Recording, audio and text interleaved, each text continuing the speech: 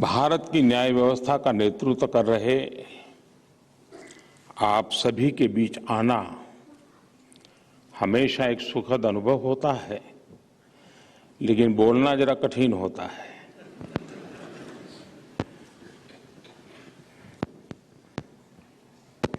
District legal service authority के chairman और secretaries की ये इस तरह की पहली नेशनल मीटिंग है और मैं मानता हूं कि एक अच्छी शुभ शुरुआत है, मतलब ये आगे भी चलेगा।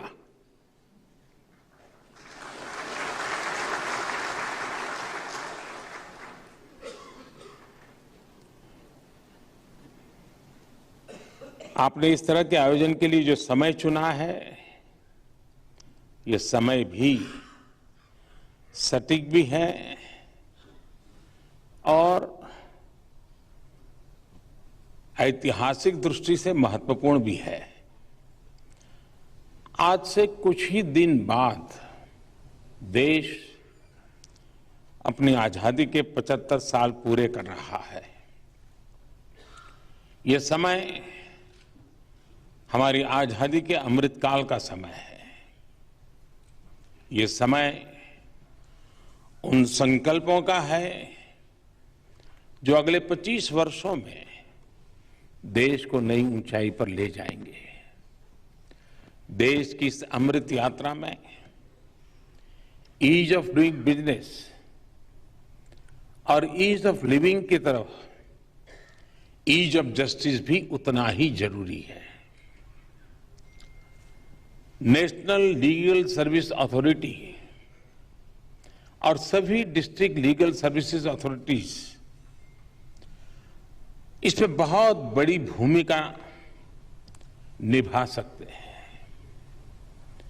इस आयोजन के लिए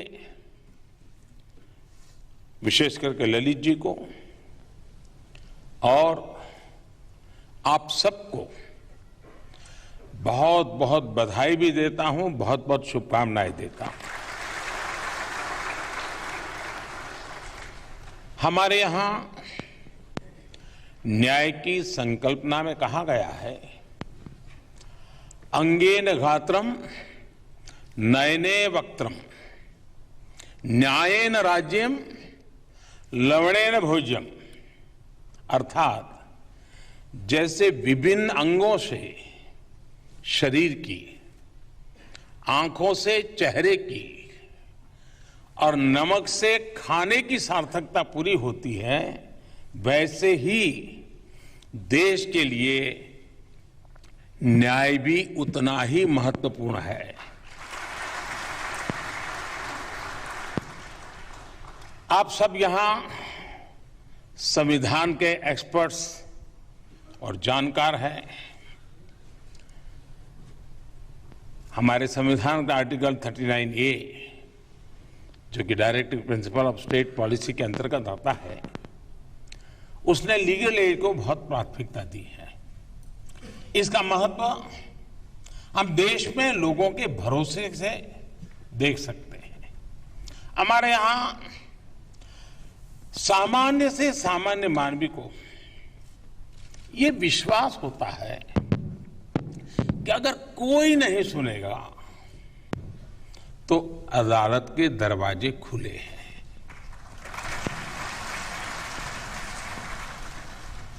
न्याय का ये भरोसा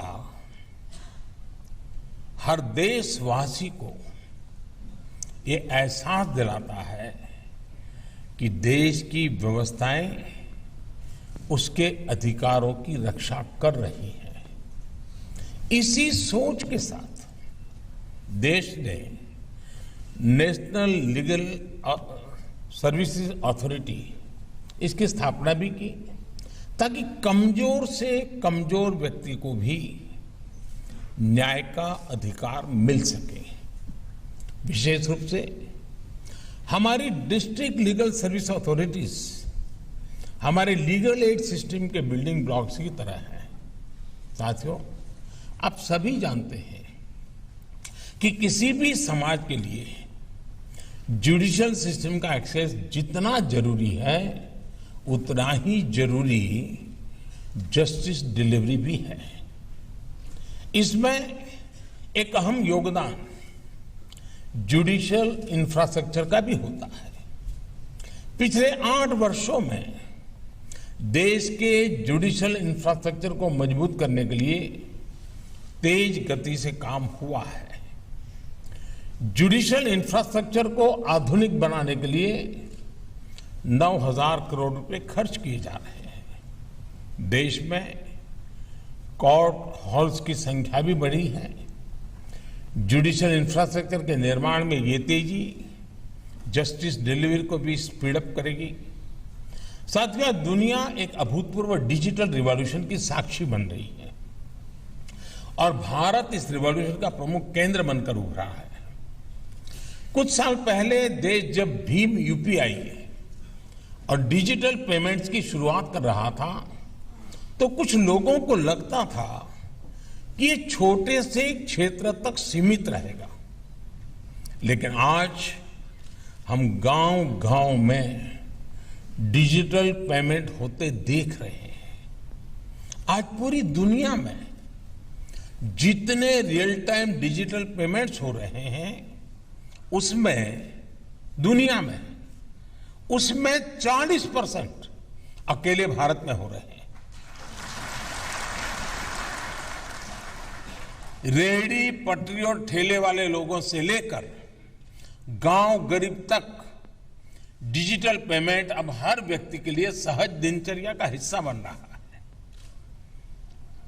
जब देश में इनोवेशन और एडेप्टेशन की इतनी स्वाभाविक क्षमता हो तो जस्टिस डिलीवरी में टेक्नोलॉजी के इस्तेमाल के लिए इससे बेहतर समय नहीं हो सकता है।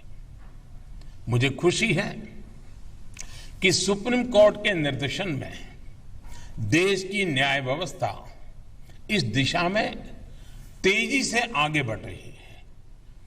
ई कोर्ट मिशन के तहत देश में वर्चुअल कोर्ट शुरू की जा रही है। ट्रैफिक वायोलेशन जैसे अपराधों के लिए 24 घंटे चलने वाली कोर्ट से काम करना शुरू कर दिया है। लोगों की सुविधा के लिए कोर्ट्स में वीडियो कॉन्फ्रेंसिंग इंफ्रास्ट्रक्चर का विस्तार भी किया जा रहा है। मुझे बताया गया है कि देश में डिस्ट्रिक्ट कोर्ट्स में अब तक 1 करोड़ से ज्यादा केसेस की सुनवाई वीडियो कॉन्फ्रेंसिंग के जरिए हो चुकी है। करीब करीब 60 लाख केस हाई कोर्ट्स और सुप्रीम कोर्ट में भी सुने गए हैं। कोरोना के समय हमने जिस विकल्प के तौर पर एडप्ट किया वो अब व्यवस्था का हिस्सा बन रहा है। ये इस बात का प्रमाण है कि हमारी न्याय व्यवस्था न्याय के प्राचीन भारतीय मूल्यों के लिए भी प्रतिबद्ध है और 21वीं सदी की रियलिटीज के साथ मैच करने के लिए भी तैयार है। इसका श्रेय आप सभी महानुभावों को जाता है। मैं आप सभी के इस प्रयासों की सराहना करता हूं। साथियों, सामान्य मानवीय तक जस्टिस डिलीवरी के लिए नेशनल लीगल सर्विस अथॉरिटी और सभी डिस्ट्रिक्ट लीगल सर्विस अथॉरिटीज को भी टेक्नोलॉजी की इस ताकत का अधिक से अधिक इस्तेमाल करना होगा। एक आम नागरिक संविधान में अपने अधिकारों से परिचित हो, अपने कर्तव्यों से परिचित हो, उसे अपने संविधान और संवैधानिक संरचनाओं की जानकारी हो, रूल्स और रेमेडीज इसकी जानकारी हो। इसमें भी टेक्नोलॉजी एक बड़ी भूमिका निभा सकती है। पिछले साल आदरणीय राष्ट्रपति जी ने लीगल लिटरेसी और अवेयरनेस के लिए पान इंडिया आउटरीच कैंपेन लॉन्च किया था। इसमें डिस्ट्रिक्ट लीगल सर्विस अथॉरिटीज ने बहुत बड़ी भूमिका निभाई थी। इसके पहले 2017 में pro bono legal service programme भी लॉन्च किया गया था। इसमें मोबाइल और वेब एप्स के जरिए लीगल सर्विसेज को आम लोगों के लिए एक्सपांड किया गया था। इस तरह के प्रयासों में अब ये अथॉरिटीज एक कदम और आगे बढ़कर नेक्स्ट जेन टेक्नोलॉजीज का इस्तेमाल करेगी तो जनता का और हित होगा।